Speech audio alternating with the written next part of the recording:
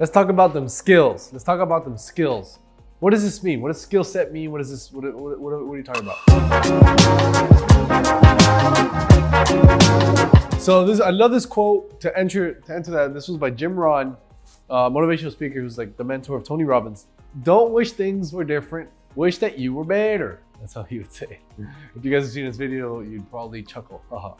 So what does that mean? Things are not going to change. Things actually probably only get harder if you don't get better. We're in the skill set game. We're in the skill set game as an entrepreneur, as a business owner, as someone who wants to do deals, as a real estate investor. We're in the skill set game. Our value as wholesalers is we have the skills to find and negotiate discounted deals better than the rest of the real estate population. We're day traders of real estate, okay? Wholesalers are day traders. We see the trends. The market's going up, we just still buy. If the market's going up, right? This is the market, the peak.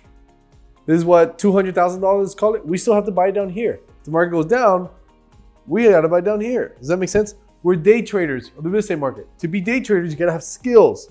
You gotta have a skill of negotiation. You gotta have a skill of finding these leads. The question that I asked myself when I started getting into business, and I'm like, what am I doing this for? Why should I get better? I'm already making good money. Well, I told myself, what if this comes crashing and burning, right? What if the president of the United States, whatever the president is, gets on the microphone on the TV, stops every channel and says, hey, testing. This is a broadcast.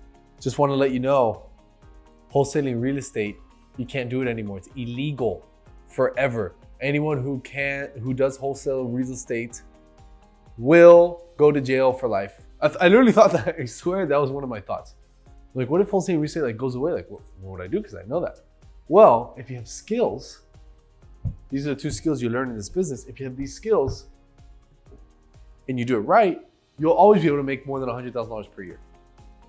Makes sense. Cool. So what are the skills, bro? Marketing and sales. Let's talk about marketing. What are the two? I like to boil things down, if you haven't noticed, into one to two, maybe three key points, okay? So if you notice, skill set, two skills, 2 and 2, right? It's very, very simple. Okay, what is my target market? This is actually the marketing question that makes you the most money, all right? What is my target market? Who are my customers? What do they, where do they go shopping? How old are they? Are they male or are they female? How much money do they make? Where do they live? Demographic, geographic, psychographic. You get it? That is key. And I have a worksheet that in my action plan I'm gonna give to you guys. You're welcome. I'm gonna give to you guys so you guys can fill out and get good at this. How do I find them as cheap as possible? Cool, now you know who your client is. How do you spend money or do not spend money? Depends. You could go both ways. But the way we're talking about, how do you spend money or time and effort to be able to find these clients and then execute and sell, okay? So these are two marketing questions these are skills you have to develop. How do I find them? Who are they? These are actual things you got to think about, read about, etc., which you're going to go over in this course. Sales, what problem am I solving?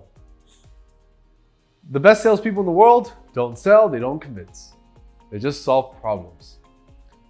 I want to sell my house because I just, unfortunately my father passed away and he passed me down the house and I have to take care of the grass and the pool. And, I just don't make enough money to do it and I can't pay the taxes. Does that sound like a problem to you? Does convincing that person solve their problem? No.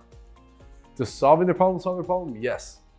Hey, I get it. How much are the bills? Oh, wow, that's insane. Like, what if you were to borrow the money? Or what if you were to pull some money out of the house? No, I don't want to do it. I don't want more debt. Okay, cool. What if I could solve your problem with this cash offer? How can I communicate to get to them?